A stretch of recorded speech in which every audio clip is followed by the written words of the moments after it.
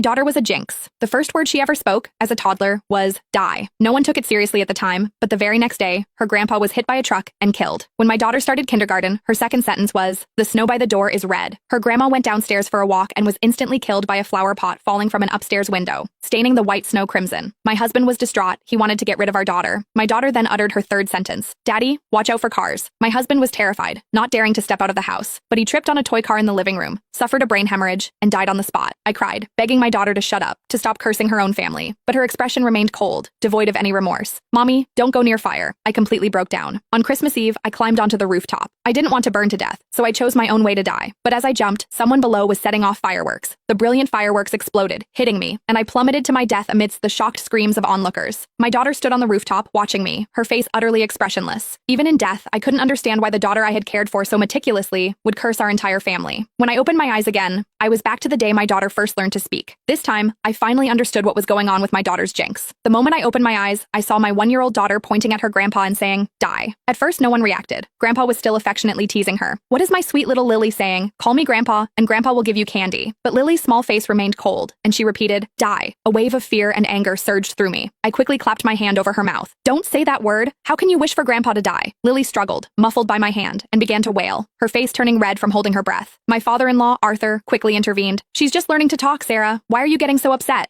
I pressed my lips together, my body trembling uncontrollably. "She's cursing you." Arthur paused, then laughed. "What are you talking about? She's so young. How could she possibly know what die means?" I didn't know how to explain, so I could only tell Arthur to be careful when he went out these days, especially to watch out for cars on the road. Arthur said he understood, but he didn't take it seriously at all. I repeated the warning to my husband, David, who also laughed at me, saying I was overreacting. He looked at Lily tenderly, saying our daughter was anything but a jinx. He even tried to comfort me. "Sarah, are you having postpartum anxiety? Maybe you should take a break and let my parents take care of Lily for a while." A sudden chill ran through me. I immediately shook my head. No, absolutely not. What if Lily cursed someone else when I wasn't around? But a sliver of hope remained in my mind. What if the previous incidents were just accidents? I hadn't let Arthur leave the house for days, and I'd even put away all the toy cars. I was terrified of a repeat of what happened to David in my previous memory. After a few days at home, Arthur got bored. "I'm just going for a walk in the garden downstairs. Don't you worry about it." I warned him repeatedly not to go anywhere near cars, but Arthur still had an accident. He missed a step while going down the stairs, tumbling all the way down. His head landed precisely on a protruding nail. Arthur died on the spot. When the ambulance arrived, they immediately called the funeral home. My mother-in-law, Martha, knelt beside Arthur, sobbing uncontrollably. How could this happen? But her usually kind husband was gone forever, unable to hear her cries. David rushed back from work, his eyes immediately red with tears. Yet, he calmly contacted relatives and friends, preparing Arthur's funeral. I held my innocent daughter, overwhelmed by guilt and self-blame, but Lily remained perfectly innocent, as if nothing had happened. I pinched her cheek, making her look at me. "Lily, tell Mommy, why did you say that word? Why did you have to curse Grandpa?"